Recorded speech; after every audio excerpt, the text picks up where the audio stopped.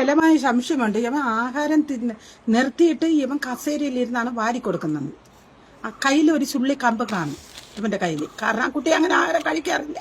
അപ്പൊ കയ്യിൽ മേശപ്പുറത്ത് ചോറ് വെച്ചിട്ട് കസേരയിൽ കാല് നീട്ടി വെച്ചിട്ട് ഇവന് നിർത്തിക്കൊണ്ട് വാരി കൊടുക്കും. അത് വിരട്ടിയാണ് ഇവൻ വാരി കൊടുക്കുന്നത്. കൊടുത്ത് അങ്ങനെ നിന്നിട്ട് ഇവന് കഴിക്കാത്തത് കൊണ്ട് ചിലപ്പോൾ ദേഷ്യം വന്ന് ഇവൻ ചവിട്ടിൽ മറിഞ്ഞ് വിടുന്ന് തീർന്നതാണോ എന്നും എനിക്കറിയാൻ വയ്യ എങ്ങനെയാണ് സംഭവിച്ചത്. പക്ഷേ ഇവ ഇങ്ങനെ ചെയ്യുന്നതല്ലേ ഈ നാട്ടിലുള്ളവർക്ക് എല്ലാവർക്കും അറിയാം. എന്തുകൊണ്ടാണ് ഇവൻ കൊലപാതകയായെന്ന് കേട്ടാൽ അതിന് എനിക്കൊരു ഉത്തരവില്ല. എൻ്റെ മോനെ അങ്ങനെ അല്ലേ ആയിരുന്നു. പക്ഷെ പെട്ടെന്ന് എന്തുകൊണ്ട് ഒരാ കുട്ടിയെ കൊല്ലാനുള്ള ഒരു മനസ്സ് വന്നെന്ന് കേട്ടാൽ എനിക്കറിയില്ല എങ്ങനെ സംഭവിച്ചത്. എനിക്കിപ്പോഴും വിശ്വസിക്കാൻ കഴിയുന്നില്ല. ഇവ ഈ കൊച്ചിനെ കൊന്നെന്ന് പറയുന്നത് തന്നെ എനിക്ക് വിശ്വസിക്കാൻ പറ്റുന്നില്ല. ഇവ കൊല്ലുവോ എന്നാണ് ഞാൻ ചോദിക്കുന്നത്. അങ്ങനെ അടിച്ചടിയിലേറ്റ കുട്ടി വീഴുന്ന തീർന്നു പോയതാണെന്നും എനിക്കറിയില്ല മക്കളെ. എന്റെ മോൻ കൊല്ലുന്നത് ഞാൻ എപ്പോഴും വിശ്വസിക്കുന്നില്ല. അങ്ങനെ ഒരു മനസ്സ് ഉണ്ടെന്ന് എനിക്ക് തോന്നുന്നില്ല. നിങ്ങളൊരു കാര്യം മനസ്സിലാക്കണം. നിങ്ങൾ ഈ കരയുന്ന കണ്ണീര് 1.5 വയസ്സുള്ള ഒരു പൈതലിനെ കൊന്ന കൊലയാളിയായ മകനിക്ക് വേണ്ടിയിട്ടാണ് എന്നുള്ളത് നിങ്ങൾ തിരിച്ചറിയണം. മനസ്സിലാവുണ്ടോ?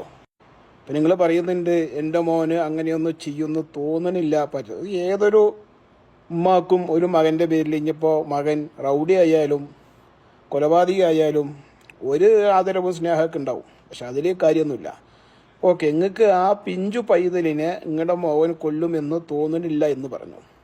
നിങ്ങളുടെ മോനക്ക് കുറച്ച് വർഷങ്ങൾക്ക് മുമ്പ് ഒരു പിതാവ് മകളെ നിക്കാഹ് ചെയ്ത് തന്ന ഒരു ആമിന എന്ന് പറയുന്ന പെൺകുട്ടിനറിയോ?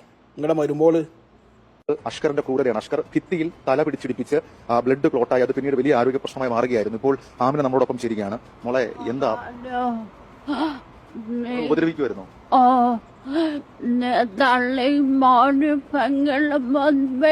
ഈ ആമിന എന്ന് പറയുന്ന പെൺകുട്ടിനറിയോ? ഏകദേശം 18 വയസ്സ് പ്രായം വരെ വളർത്തി വലുതാക്കി നിങ്ങളുടെ മോനിക്ക് ആ പെൺകുട്ടിയുടെ ഉപ്പ നിക്കായി എടുത്ത് നിങ്ങളുടെ മരുമോളാ. മനസ്സിലാവുണ്ടോ?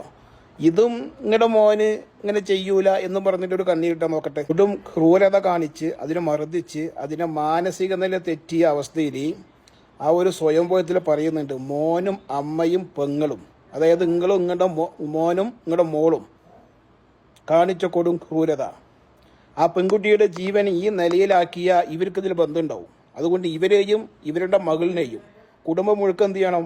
കസ്റ്റഡി എടുത്തിട്ട് ചോദ്യം ചെയ്യണം. ഈ നമ്മുടെ നാട്ടിലെ നിയമപാലകരോട് ഈ തള്ളയും മോളയും ഇതിൻ്റെ കുടുംബത്തിൽ ആരൊക്കെ ആ പെൺകുട്ടിനെ ഉപദ്രവിച്ചിട്ടുണ്ടോ അവരൊക്കെ എന്ത് ചെയ്യണം? കസ്റ്റഡി എടുത്തിട്ട് ചോദ്യം ചെയ്യണം. ഓരൊക്കെ കുറ്റക്കാരാണെങ്കിൽ തക്കതായ ശിക്ഷ എന്ത് ചെയ്യണം? മേടിച്ചു കൊടുക്കാൻ കഴിയണം.